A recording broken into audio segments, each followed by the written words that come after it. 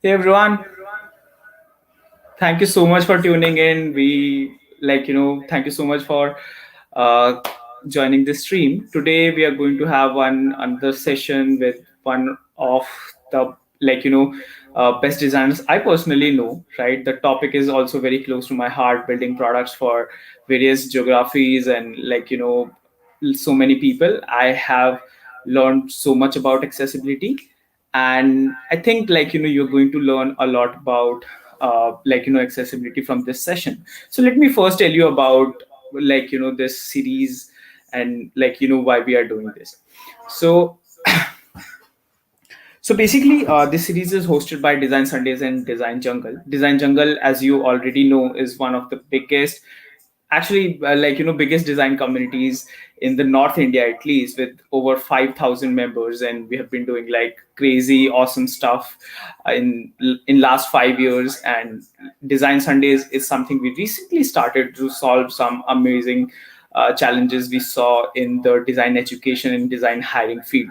So today's session, we have with us Garima Mehta. She is the senior experience designer at Infosys, where she leads a team where she maintains and do all the awesome stuff around design. She's also mentoring people in design for a very long time, volunteering at a lot of places, bringing some crazy impact here. So, in this series, as you already know, we are bringing some amazing people to share their experience in learning in the industry. So let's welcome Garima here. Hi, Garima. How are you? Hi, how are you guys? Hi, Rom. I think everyone is saying they are good. You tell me, how's everything? I'm awesome and thank you so much for having me here. I think Design Sundays is totally rocking. Oh, thank you so much. So this is how it works, right? We'll praise you, you praise us, and audience will praise us. So I that's hope cool. so. So okay, so before getting into the session, like we already do, I would like to ask you, why are we doing this session? Why someone should stick here for this entire 1 hour session? I think for me, most of the designers have this notion that, usability is important. So then I would say if usability is important, then accessibility is more important than usability is, because there are different people and they have different requirements. And on the basis of these requirements, we need to understand that, so many people out there are not able to use our products. So I have a couple of introductory briefing that I always do on why accessibility is important, and I'm sure that all of you will love to know how does it impact the entire product cycle and the marketing as well. So yeah, Hmm. I think we have this covered in the session. Oh, amazing. So I'm personally looking forward to all the things that you're going to share. So over to you. You can share your screen and we can get started with the presentation. All right, sure. Thank you so much, Rohan. All right, so let me know once you can see my screen. We All can. right, okay. Now we can. Yeah. All right. So hello everyone. Thank you so much for coming over a weekend and sparing your time and knowing actually about accessibility. So as Rohan mentioned, accessibility is something that is very close to my heart as well. I started my journey as as a graphic designer. Then I moved into UI UX, and for about 1 year, I have worked on a live project in a telecom industry, which was focused a lot about how we can make communication better for people with different types of disabilities, and we tried to make a universal for all product in the American market. So I have had an experience of doing a live project as well as my own research into, doing document accessibility, into social media accessibility, or writing email in accessible format as well. Apart from that, I also volunteer my time with the diversity and inclusion team at Infosys. We have about 400 employees. They have different stories, where they come from, and what has been their journey at Infosys. And I personally love being engaged with them, and I also create awareness and training materials on how employees in general can help the other people who are slightly different from how we behave in usual. So here comes the first slide about right to internet. When we talk about web accessibility, I think one very important thing we need to understand, that apart from education, apart from general necessities, internet has become a very important part of our lives. So just you buy your groceries online, you do all the finances online, for education, for entertainment, you're dependent on internet so much. Then why do we call some people as weaker section of the societies, and then we don't give them the privilege to be using internet and our digital products? So is that fair for us? Definitely not. Okay. So there are about 26 million people in India who are disabled, and these are statistics from 2011, 10 years back, and I'm sure the number must have grown larger. Now, if I have just put forward a comparison in general, you might think, that this is a very small number, but that's not how it is. It's almost 8.4 million into three times, three times as much as population of a Bangalore city in 2011. Now imagine, when you build a startup that is focused a lot on metropolitan cities, or I just take it, you start a product that is only based for people in Bangalore, the population that is disabled in India is almost equal to that target section. So imagine the number of people you're missing out for your target audience and your consumers. So accessibility is to identify exclusion points, and I say, fill in the gaps that are left by different product owners and different product managers as well. So I would say, when you're creating a particular product, a lot of times we get biased about what are user requirements. So here our job is to find what is that particular point, or what are these kinds of strategies, or exclusion points that we do not allow other people to use our product. So accessibility not only helps in bringing up disabled people on board, but also for people from rural backgrounds, or people who would not have English as their main language, or as well as, I would say, aged people. I know people, I think, most of us will agree with this, that, Facebook and WhatsApp, they were never created for older ages. But now I see, the entire day my WhatsApp is just filled with a lot of junk, my, uncle, aunties, and even my grandmother keeps sharing. So I think it becomes very important that the more simpler the product is, it becomes even more accessible. And especially in the culture of such masses. Now our mass is not a very specific target audience. So just take Facebook as an example. We started using Facebook in very earlier days, and then our parents started using it, and now this has also been adapted by very older ages, even 70 plus. What do they require to stay updated on Facebook? They need simpler navigations, they need good font sizes to read, and they need it to be interactive and easy to use. So this is what accessibility talks about. Accessibility is not something very different, or you might not require an additional effort to do it, but it just brings more people on board. One of my favorite theories about accessibility is the theory of purple pound, which denotes purple for disabled people and pound for the money they hold. So a lot of theories have also suggested that disabled people are not weak people. Disabled people are not people who come from a all the time. They don't come from very lower economic classes. There are people in the world who have great spending power. In fact, a study in UK has said that the total amount, the spending power of the disabled people is 249 billion pounds, which is a big number. So a lot of your favorite brands have already been sued for not being compliant to accessibility in different countries. So I'll just give you a simple case of Domino's. Sorry, just give me a minute. Yeah. All right. So Domino's, one of the guys in Chicago, he wanted to order a pizza, and he was visually impaired. He did not have easy access to internet.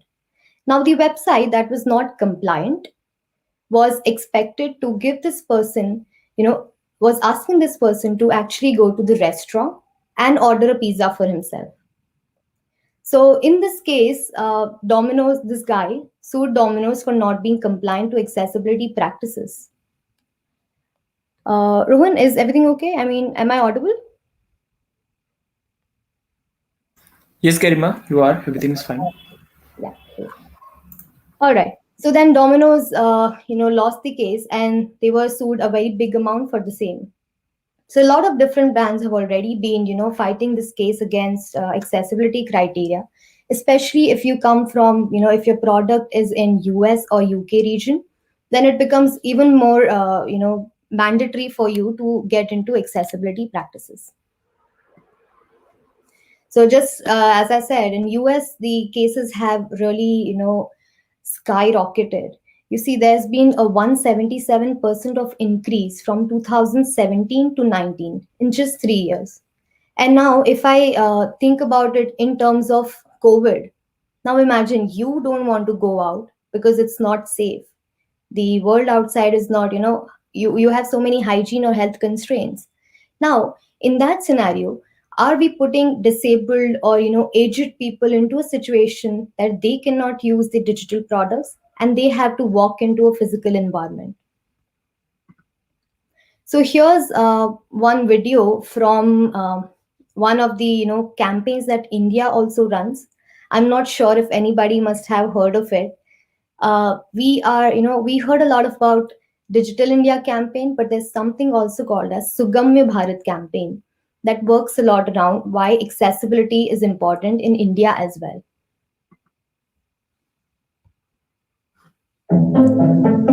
Disability is certainly not inability. If you have proper accessibilities, like a metro, and someone great has said, मेरे मन में विचार आया, क्यों न हम हमारे देश में विकलांग की जगह पर दिव्यांग शब्द का उपयोग करें। ये वो लोग हैं जिनके पास वो ऐसा एक अंग है या एक से अधिक ऐसे अंग हैं जिसमें दिव्यता है, दिव्य शक्ति का संचार है, जो हम सामान्य शरीर वालों के पास नहीं है। So I think I'll go by that.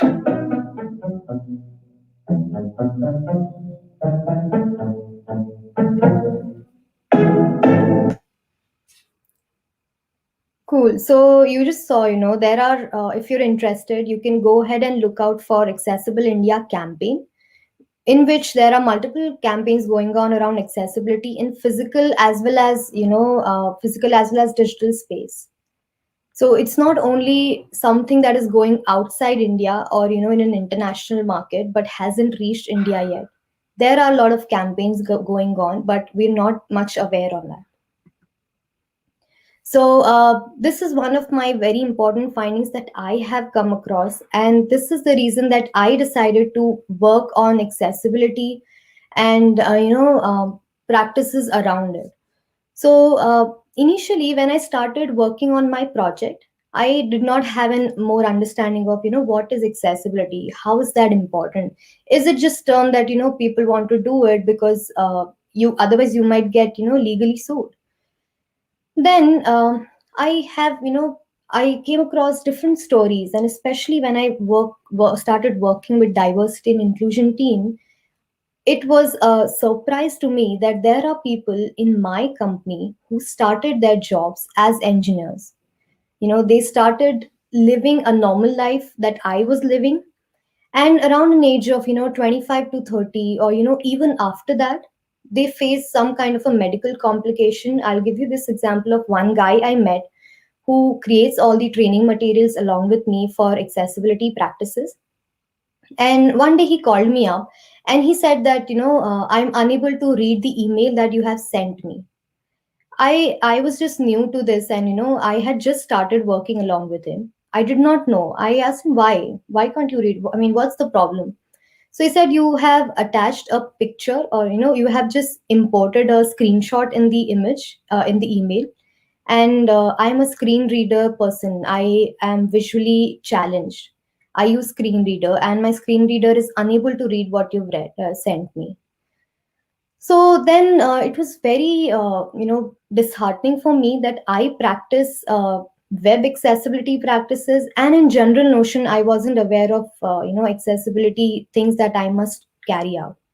This guy, he joined as an engineer, and around the age of 25, due to some genetical problem and medical complications, he got a severe eyesight issues that led to degrading of his visual capabilities, and now he cannot see. Now imagine something like that. That is a very different case, but think something about simple like an accident or anything else.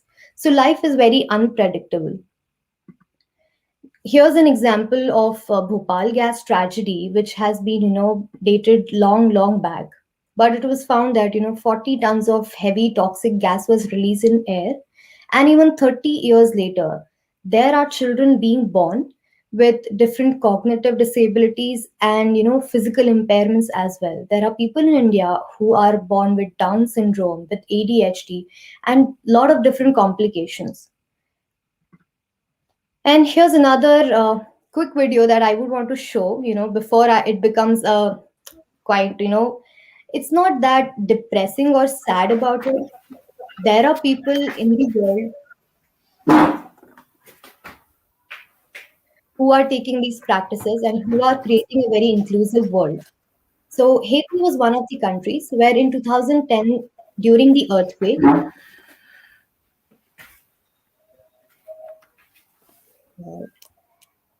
in 2010, in the earthquake, about one third of population got handicapped, and then the entire restructuring of the government happened, and they created so many inclusive techniques to live. In fact, there was a time where you could actually see doctors and professionals actually going on wheelchairs and these kinds of things.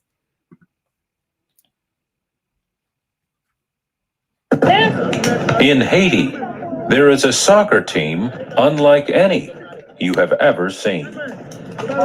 It is made up of players who have lost legs and arms, mostly during the earthquake in 2010. The players kick with the same leg they stand on. Goalies defend with the only arm they have. The team is called Zarian. That is Creole for tarantula, a spider that can live without one of its legs. A balcony collapsed on Judith Facile during the earthquake. She was near death. Soccer has brought her back to life. Now I feel like I'm alive, because before that, after I lost my leg, I didn't have any hope for the future, even though I was walking on crutches. Sedu Fortalis says the players have changed the way Haitians think about the disabled. When I see they are playing like that, I'm so proud. I'm so proud. I think I'm doing a good job. So I see so many people, even Haitian, if they are crossing in the street, they take time to look at them because they are doing something very strange. Something many Haitians never see in their life. Several organizations in the United States give money to the team and pay for artificial arms and legs for all Haitians who need them. So here you see, how simple, how very simply, you can help people in different ways. Now, how do we start? So as designers, it's not just that we make beautiful things, right? We make different products, we create experiences, And we are people, also involved into, I would say, a technical transformation, right? There were so many products which were not there in the past 10 years. So we have actually changed lives of people. So then it also becomes our responsibility that we do something that is inclusive in nature. Coming to how do we actually practice this? We need to know before we start doing that what is an assistive technology. So different people have different ways of using internet, or using desktop, mobile applications, everything. They have different touch points as well. So I will discuss in brief three different types of assistive technologies.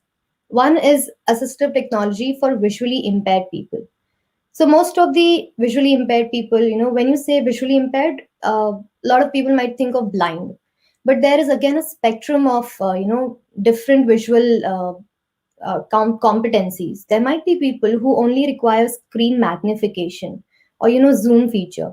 Now I am someone who wear glasses in general, and I prefer my phone on a zoom mode. So does my mother does it.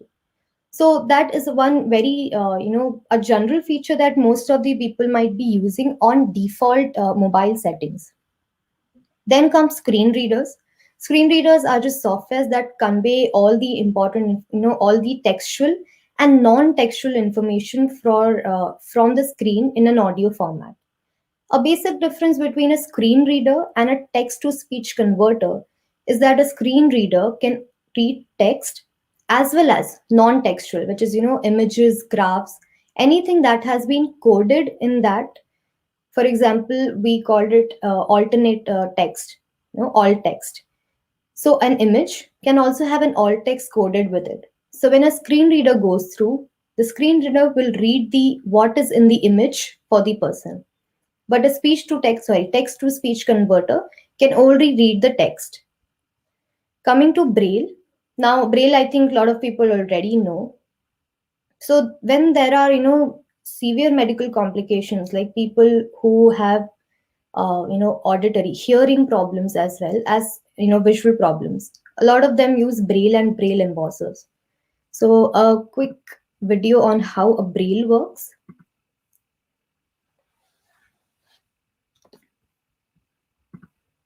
The Orbit 20 Braille display will revolutionise how we read Braille books. My name's Claire. I've been a Braille reader since I was 5. I read every Braille book that was available in my school, and they kept having to order more books for me. And I always had to have a rucksack or a suitcase to lug these books around in. If I'd had something like the Orbit 20 reader back then, it would have been so different for me, because it's so portable and easy to put in your bag and take with you anywhere.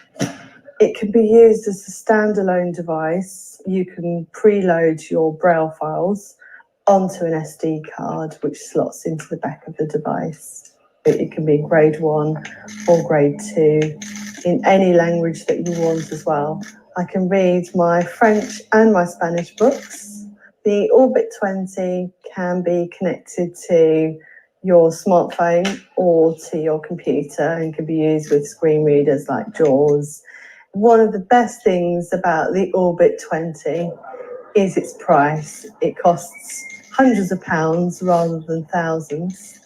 It proves to me that technology is there to enhance the Braille reading experience, not to replace it. To find out more about the Orbit 20 reader. So you see here, the character is being converted into braille using this device. So all of this is only possible when we actually code or we actually create the experience that will accommodate the external device to work with your application. Coming to hearing impairments, three major things. One is the hearing aid that usually people with lower hearing capabilities they use. Then captions.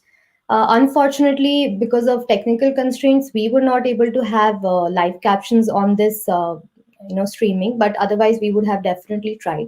So captions allow, they convert the audio, and they It's just like subtitles that you see on your any movies or anything. Then transcripts are separate documents usually that are created so that if somebody who's not following the video audio something like that, they can go through the textual document. Moving to mobility impairments, even here there are different and wide range of assistive technologies available, like different kinds of keyboards or track balls, different voice recognition apps, sip and puff tools. So here's another video of how. So Apple is one of the pioneers into accessibility, and they have multiple, default features that allows users to do these things. And if you're interested, you can go over and watch these videos on YouTube. They are just amazing. They even have, different ways of doing it, and they have separate videos, or there's a video about a guy who cannot see but is a radio jockey. Now, can you imagine this guy? So a lot of people say, when you're voided of certain capabilities, God gives you another additional capability. So you should definitely watch that video. So Web Accessibility Initiative and W3C is the organization that actually looks into web accessibility. And there are three core areas that they work into. One is WCAG, ATAG, and UAAG. So ATAG and UAAG are more about the browsers or the different tools that are used. But WCAG is where majorly we'll focus about on how to make web content accessible. There are three major conformance levels. One is level A, which means that these are some mandatory standards that you should definitely have on your platforms. The double A is a recommended standard, which would be good to have. And triple A is something very specialized. So here, if you see, I've put three pictures of ramp. So if I see a public space, having a ramp is very important, because having a ramp gives access to people with wheelchairs or different even if something simple like you want to get your bicycle up on. So having a ramp becomes very easy for people to go through or use that area. Now, a better way of putting a ramp would be a smoother ramp, or you could decide on what is a good slope, what should be the correct angle, so that it becomes more efficient as a ramp. And the third one would be a travelator, something like that, which you just need to stand on that and the ramp will take you. So triple A is a very specialized version, but A and double A can definitely be done on web practices easily. So, we need to understand that disability is designed by our flaws and what different product experiences that we create. And now we will understand how do we make a product better and get over with this flaw in our products. We have to understand for the fact that an average user does not exist. When we create personas, I have experienced this a lot of time, that we create a very specific we say these are the specific goals of a person, these are definitely the motivations, and I'm sure that this person is going to be these are going to be the characteristics of this person. But there's nothing like an average user. So what you can do is include more of points. For example, if your product also involves people of age 40s, then there might be people who have reading glasses. Think about them. Will they use some technology like Zoom feature that I was talking about? As a designer, we are at a part where we decide what who people will be included in our product and who will be excluded. Now, when we create such concrete personas, then we are the person who create the line of division. So if you see here, these are the people who are excluded from our products, and these are the included people that I was talking about in the personas. But when I include more of attributes in the persona, I can involve even more people. So as a designer, it becomes a responsibility for us that what all who all can we get on board. So the design process. Now, before we move into design process, we need to understand that accessibility is not only one person's responsibility. It involves everybody's attention, and it involves everybody to know that it is important, be it product owner or be it developer or project managers. We need to include accessibility as a practice in the entire product cycle, so that just as usability testing is done and we keep iterating, the similar way accessibility has to be done. So three major things that I would say in my opinion is the correct process for it is identify, define, and then apply. So you need to identify and analyze what are the existing accessibility problems in your platform. For that, there are different methods and techniques that I will be talking about. Now, once you identify, you need to make clear distinction on what is going to be my level of accessibility. What will I do, or what accessibility practices will our product allow people to do? For that, we do we generate a public accessibility statement. For people who are in US and UK and they have mandatory laws, it is also mandatory for them to put up a public accessibility statement up on their website, so that if there is something that goes against them, if there are people who have difficulty using it, they can always refer to the statement, and the statement can tell them that we are working in progress and we will be doing certain things to make our website compliant. So to generate accessibility statement, there are various various websites that help you do that. Site Improve is one of the quickest and easy to do this. You can go to Site Improve and look for an accessibility statement generator, where you add your company and organization name, the URLs that you will be making accessible, and the date of generation. Then what are the efforts that you will do, or your organization is actually going to do? Are you going to make it internally accessible? Are you a part of are you actually working on a mission, or what are the clear organization goals? So Site Improve has put forward all the important goals that you can go through, and then you can clearly check select from here itself and add it to your statement, and if anything additional you can definitely add here. Then the status of conformance. What is the level of conformance can your website adhere to? Now here it says WCAG 2.1 level AA and 2.0 level double A. So 2.0 was developed about 5 to 10 years back, and 2.1 was recent. Now there's an announcement about 3 as well, but that's a working draft, and it's probably it might take another 5-6 years for it to be generated. So you need to clearly state here what is the level that you will work on. Then coming to what is the current conformance status for you. Now as of now I have just selected unknown. So for now, is it fully conformant? Are you generating the statement after you have checked the accessibility evaluation of your website and you're saying that it's conformant? Or is it partially conformant or non-conformant at all? And you can just go select unknown if you're still not aware, but you are going to try and you are working on that mission. Then you can give descriptions about the issues that are currently in the website or the URL that you have chosen, and keep adding all the issues here.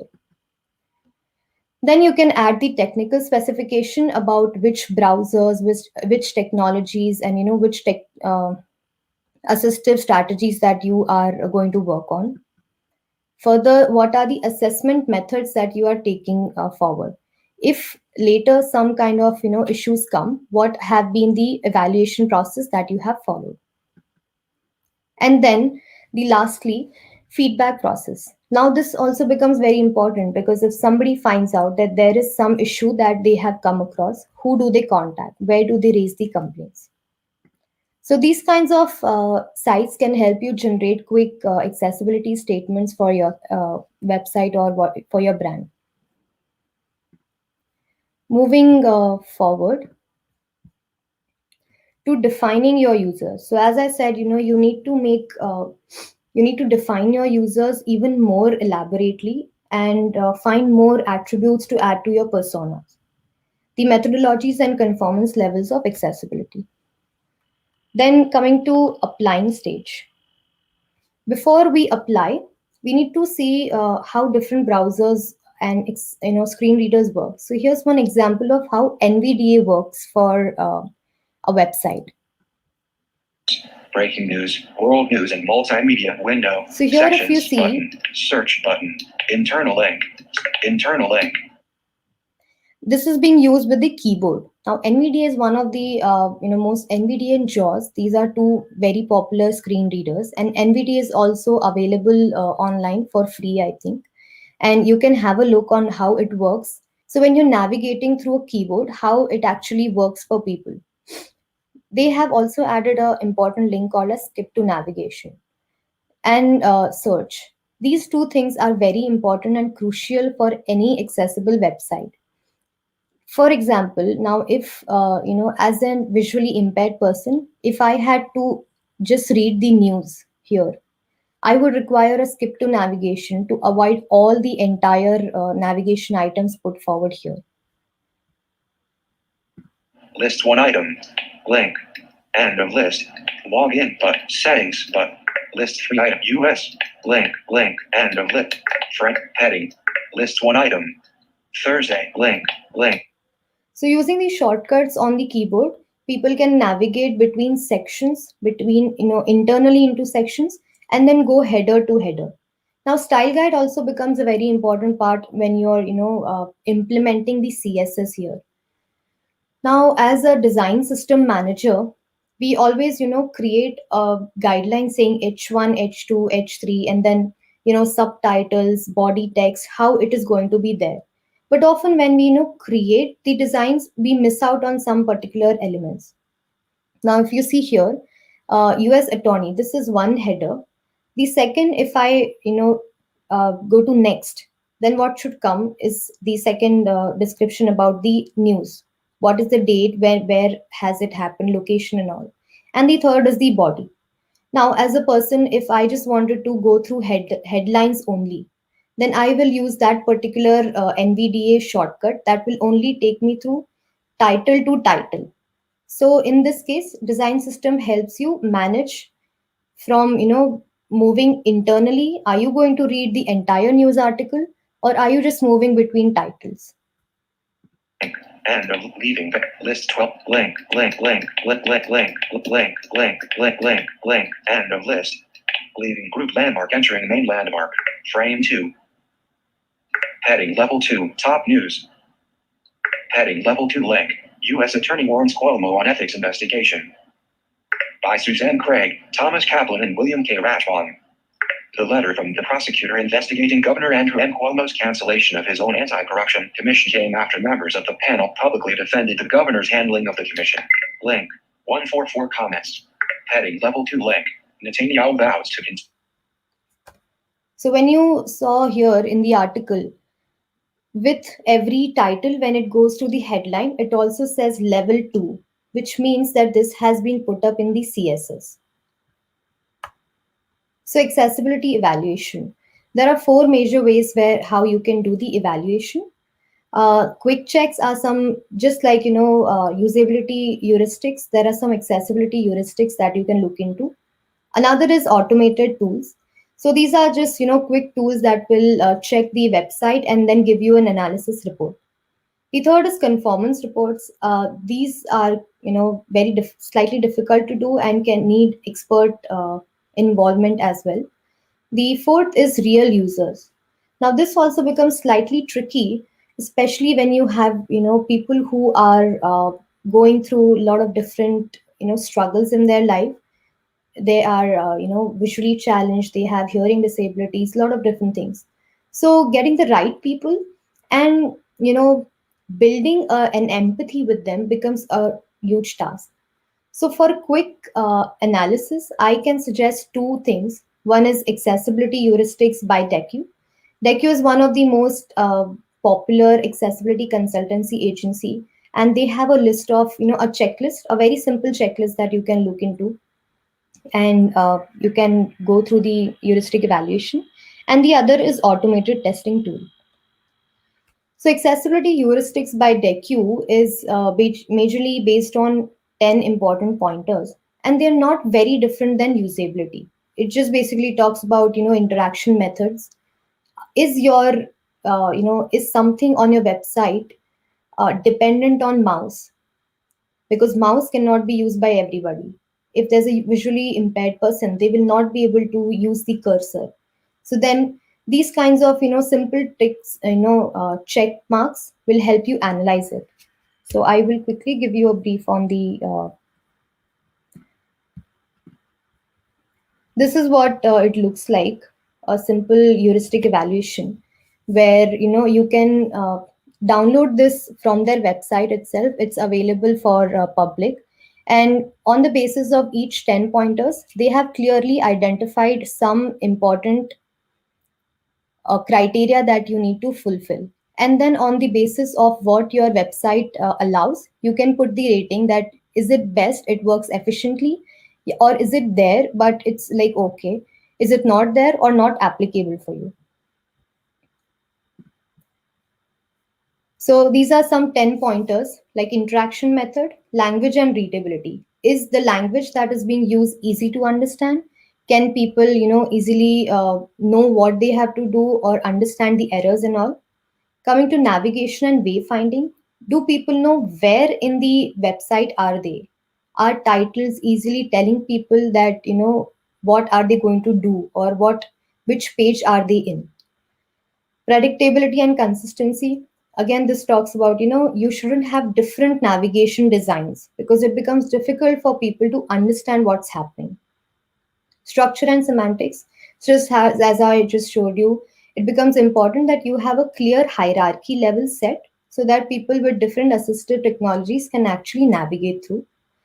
Timing and preservation is again important for people who have cognitive disabilities and who are visually challenged.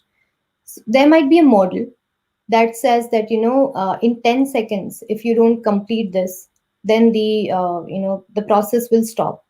So there has to be a clear identification, or telling them that in 10 seconds you will scrap this particular process. And you should also, in non-critical scenarios, you can also give them an ability to extend their session. For example, logout. Something simple like a logout can be done using the timing and preservation method. Then error prevention and states. When you tell people that there is an error, I have faced this, in multiple forms. You are filling a form, you reach to the end and you click on next. But there is an error because of which it's not going to the next step. Now, if you put that error in the end, after the process is done, then you have to scroll and go to the back, find where the error is. But a visually impaired person will not be able to scroll through the entire website and find it. So error needs, if there is a format set, for example, if there is a date and you put it into a wrong format, it immediately needs to tell the person that there is an error and what is the error. Coming to movement and flashing, it has been, found out that some flashing content becomes very difficult for people and it makes them discomfort. So use micro interactions which are subtle, easy to see and not harsh. Then contrast and legibility. I think, Figma and XD, they have a lot of different contrast understanding tools, and there are a lot of plugins that help you understand the contrast of foreground and background. Is my text easily readable to people? So I will cover this tool as well in the upcoming slides. And the last one, visual and auditory alternatives. When I talk about my experience with the telecom industry, the project that I was working on, so we had voicemails. Now we were thinking, if a user is being sent a voicemail and they have hearing disabilities, they cannot hear. So then we allow them to also have transcripts along with voicemails. So if there is something that is, auditory or visual, there has to be an alternative way to perceive the content. So to check your content guidelines and what you want to do, how much you want to do, this is all the understanding that I have, but it's up to you how much you can do, what is your timeline, what is your feasibility. So you can find out at WCAG quick reference website, where on the left you see all the content is being clearly mentioned with links, but there is a filter that clearly gives you an idea of what you want to do. So you can set your expectation, what is the version that you want to work on. Then, are you a developer? Are you a interaction designer, content creator, or visual design only? So you can select what all you want. If you want, you can remove the developer section. It will remove some of the developer content from here. And then how much level can you manage to do?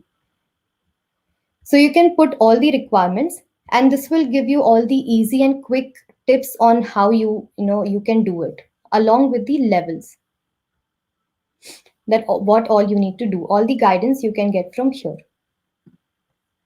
Moving to auto testing tools. So one of my favorite tool is Wave, Web Accessibility Evaluation Tool, where you can simply just put the website URL and it will give you all the analysis.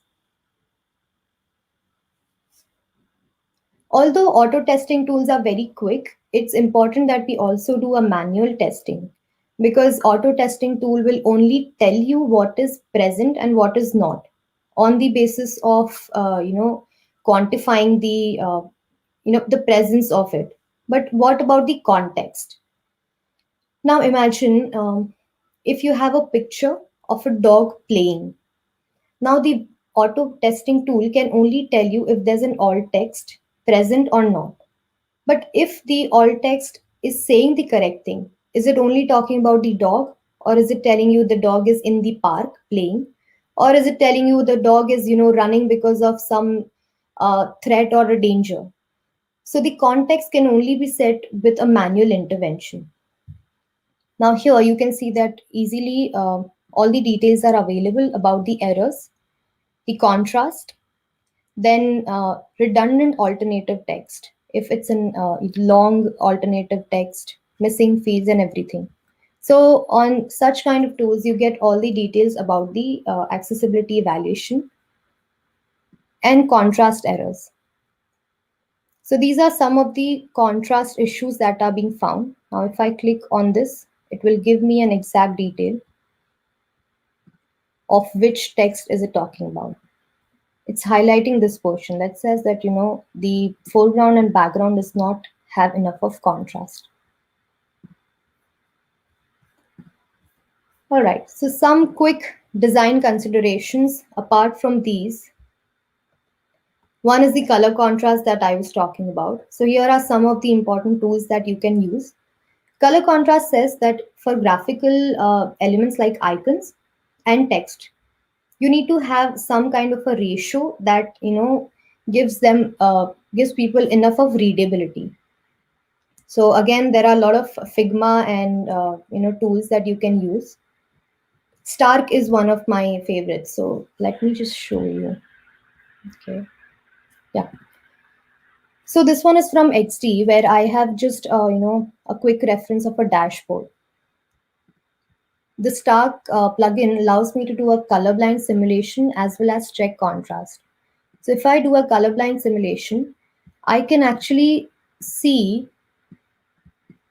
different colors, how people with different color blindness will see it. As of now, as a normal person, I see two colors, blue and green.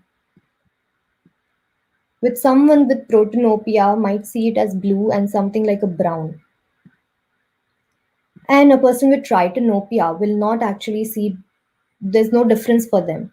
So if I just mark them as two colors and say that first line represents 2018, second line represents data from 2019, they might not understand.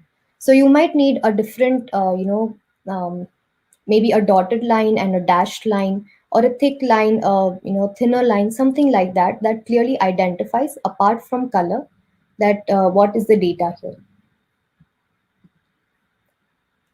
All right.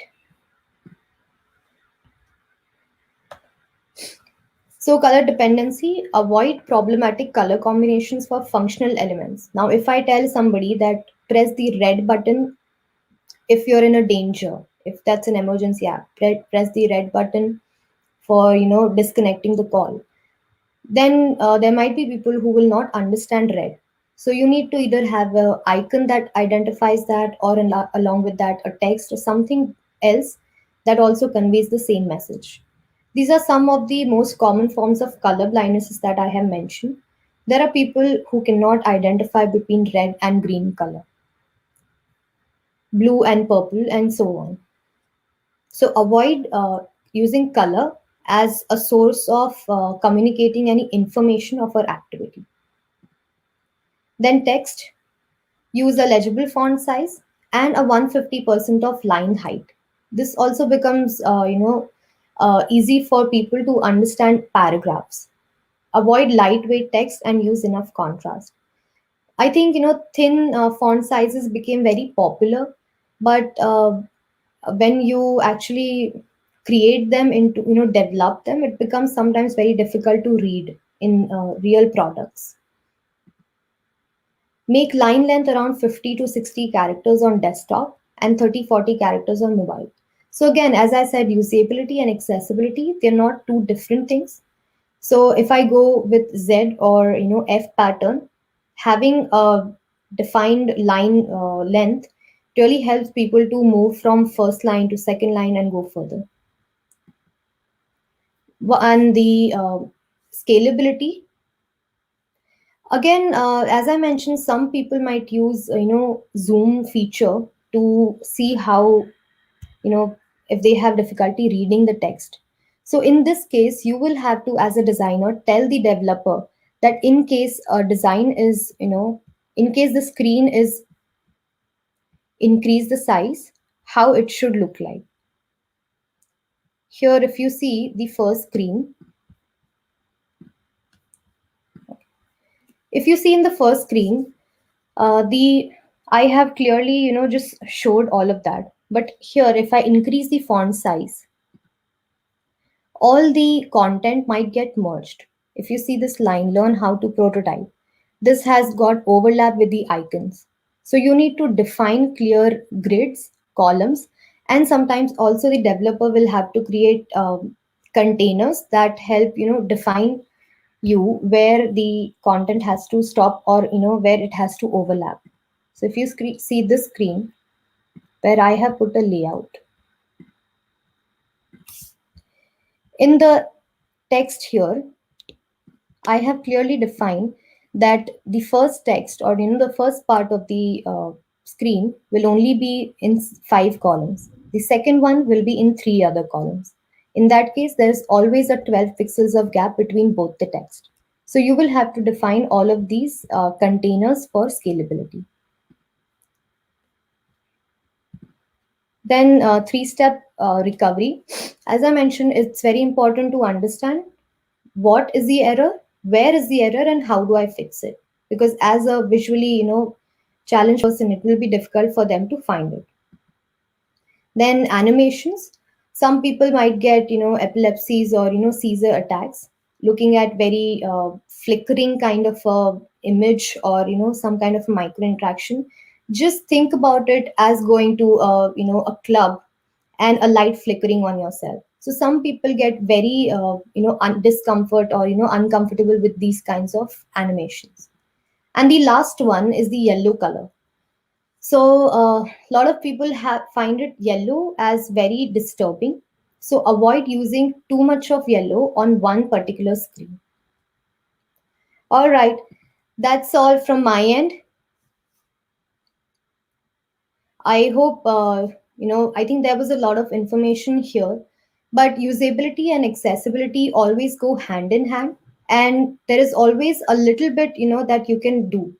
Even if level A that you can achieve, I'm sure that it will really help people, and, it will bring more access to people for your products. Over to you, Rohan.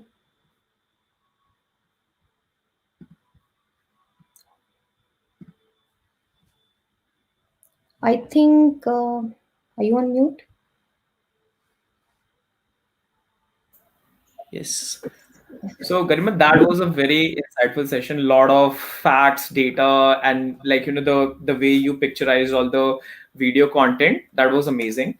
So, what so I we have received some questions, and I also have some questions. So let me start with this one. So as you know, we are moving towards the next generation of this design where ML and AI are helping us build a lot of products. So how do you see in future of design, how do you see accessibility becoming a part of design, right? What are your thoughts on that? I think ML and AI, they are just being overhyped, but it's something that we as product designers, we create the entire system. So if we are able to understand and then we are able to put it in our thoughts and in our technologies, I think definitely that would be a big one for all the challenged people out there. In fact, I see a lot of products that are being created recently. Now, one of them is, sign language interpreter. So, sign language interpreter has been one very big, I would say, milestone. There are people who do it, and in different countries, there are different types of sign languages. So, how do we actually, get through or collaborate with people who use these and with normal audience that we call? So, a lot of different things are coming up in terms of these technologies. Hmm. Makes sense. So I think, more from that perspective, I also think that these sort of tools are going to become more um, empathetic in a way. I'll not say in terms of accessible and not so accessible. I'll empathetic towards a wider audience range, and they'll be helping us build products for that.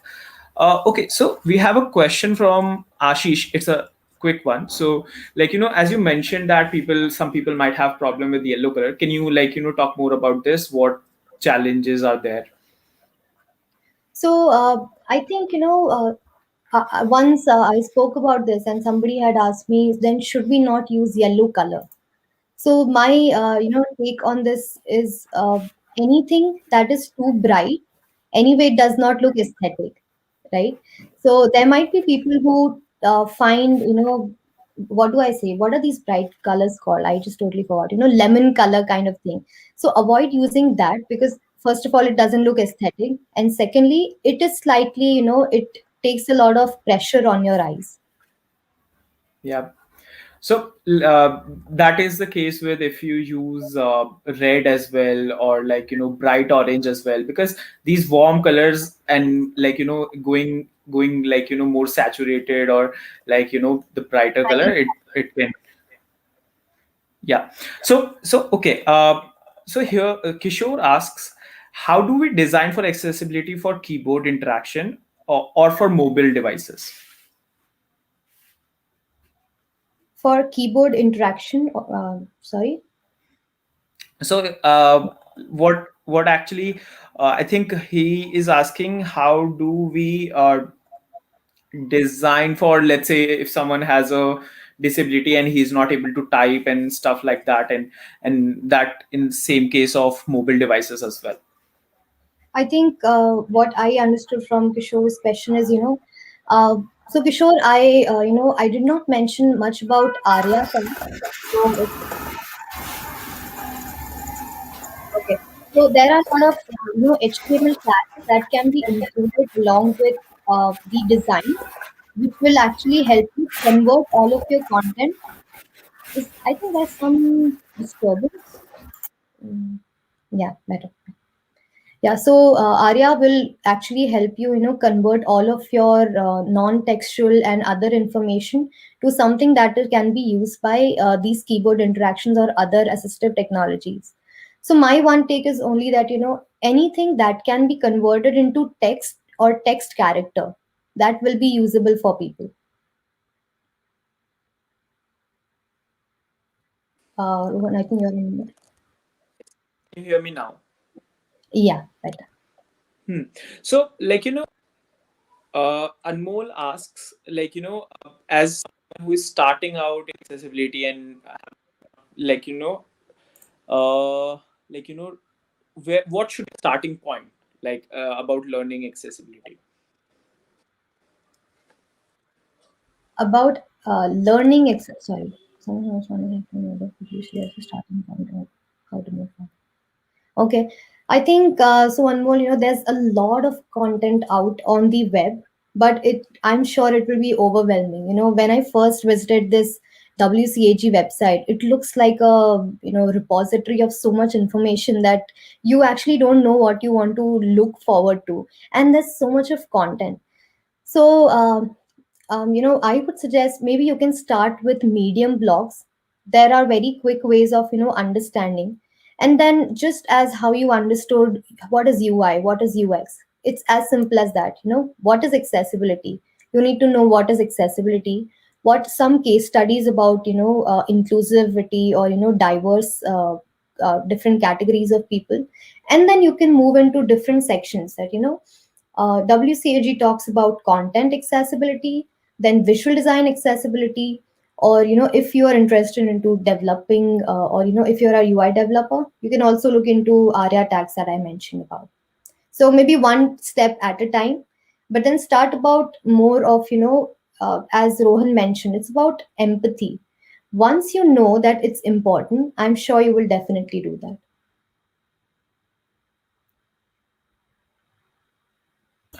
Yes, and I think I have shared one of my favorite books, which is Accessibility for Everyone by Laura. So you should definitely check that out. And also, there is, I think, a book which is Web for Everyone, right? So you'll learn more about the mindset and how do you gain empathy towards the people. And when Garima talks about it, you can really feel that she cares about this stuff, right? And that's where if I have to make someone care about design, I give them like this book called Tragic Design. And if there is like someone who has to care about accessibility for everyone, and a web for everyone is like something that I read 2-3 years ago, and I still go back to it again and again. So this is something that should help you.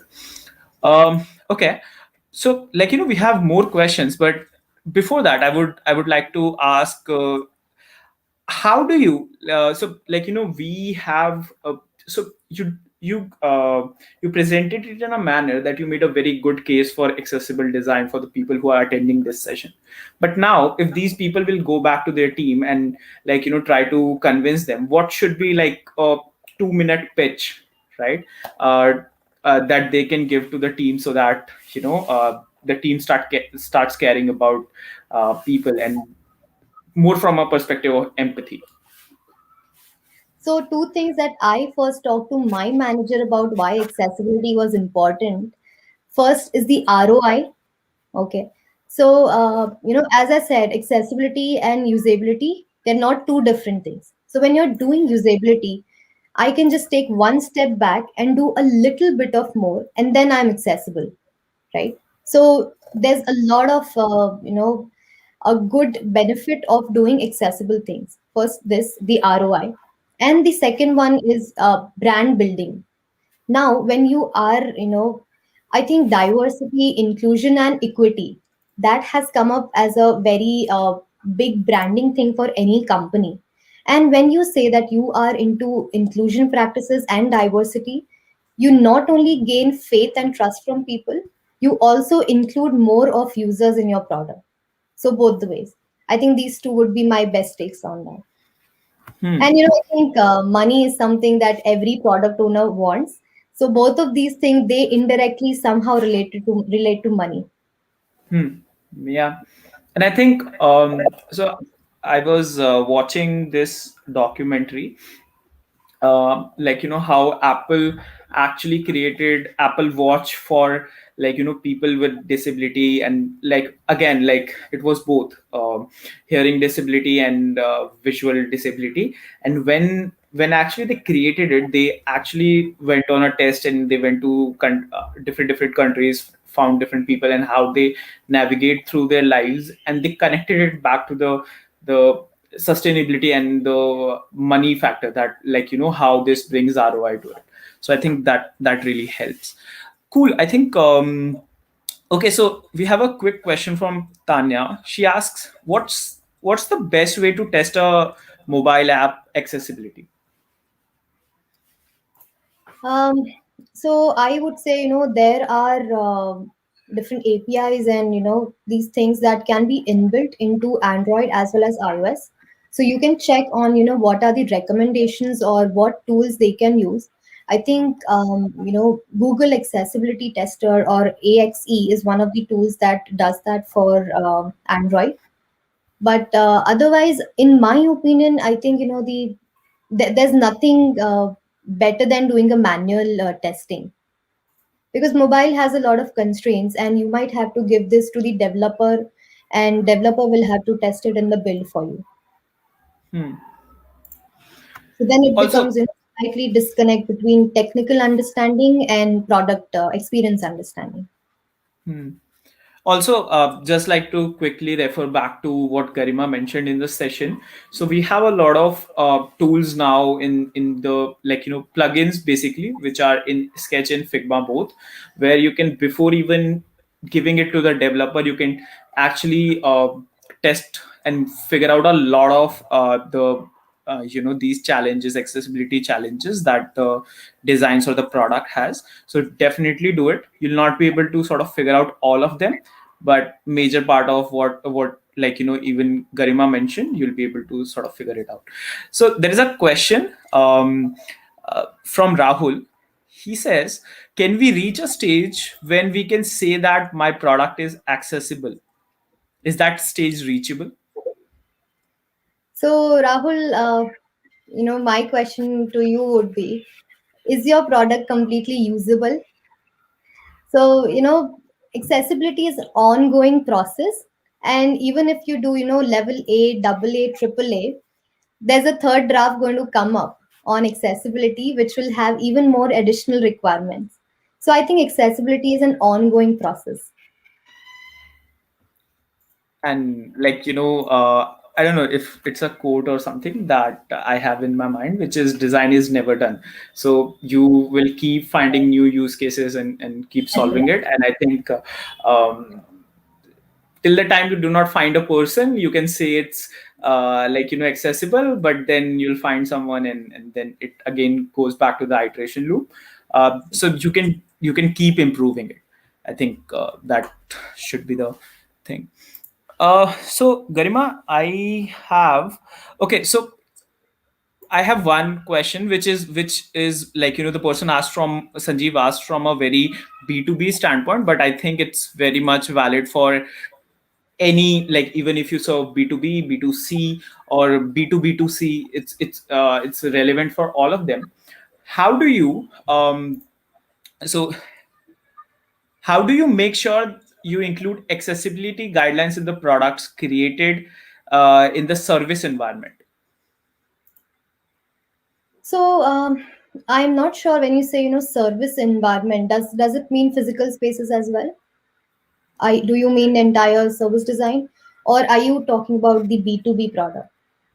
So I think let's take this question from two perspectives. First is, like, where this is an agency setup and we are building products for others, right? So that could be one case, and the second one, as you mentioned, it could be a physical product scenario, right? So let's take it from both perspectives. So how I see, if it's a B2B product, then I think, as I mentioned, all the stakeholders need to be aware and understand how accessibility is important, right? Only in that case you will be able to implement all of that into your product, right? So, secondly, also, it's not only about your product, it's about the entire culture of your company. So, I often say that, if you are a part of an organization that is MNC, or if there's an organization that is doing, a lot of corporate work, we do have people who work completely into accessibility and, diversity and inclusion. So, this work culture will help you build the B2B product as well, which would be accessible.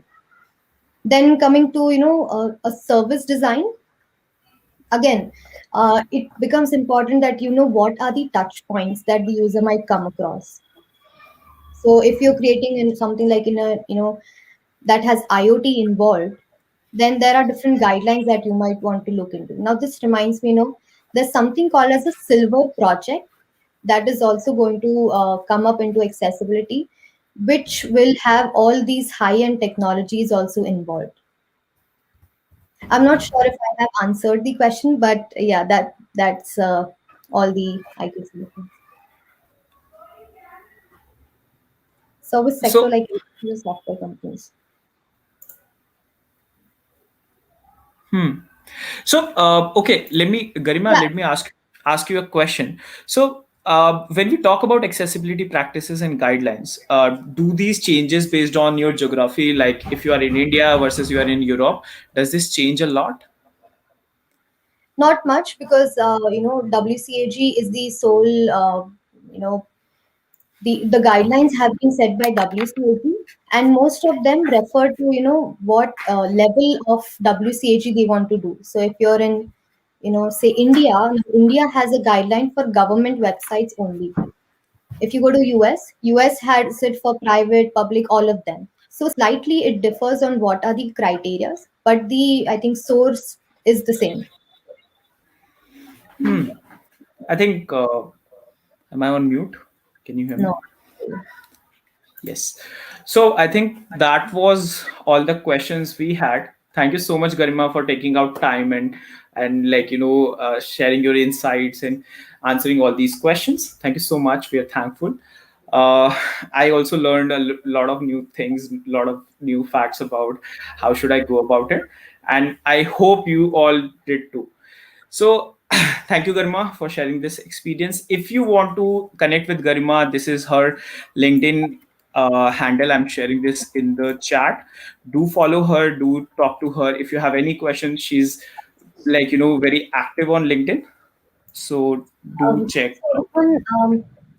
yeah, I just see one comment from S. Collins, who was expecting that probably there was a live captioning here, and you know, because I think I don't have access to write the comment. Could you just apologize to him on this, and I can maybe connect Yeah. offline as well. So we'll be sharing. I'll ping him actually after this, and we will send him the captioned one, and we'll make sure that it reaches him. Sure. Thank you so much. Awesome. So that was all. I think. Thank you everyone for joining in. This session was organized by Design Sundays and Design Jungle. Do check us out on Meetup and for connect with us for more such events. If you are in India and looking for internships and job, we have created a platform called Match. Do check that out and give us feedback. We are still in a very alpha phase of it, so it will be helpful to get your opinion on this. Do subscribe for more such videos. We'll be coming back with more such content. Thank you so much, Garima. I wish I hope you all are healthy, safe, and learning new things. Thank you so much. Thank you, everyone. Bye bye. I hope you had fun. Thank you. Thank you, Design Sundays. Thank you, G. Bye bye.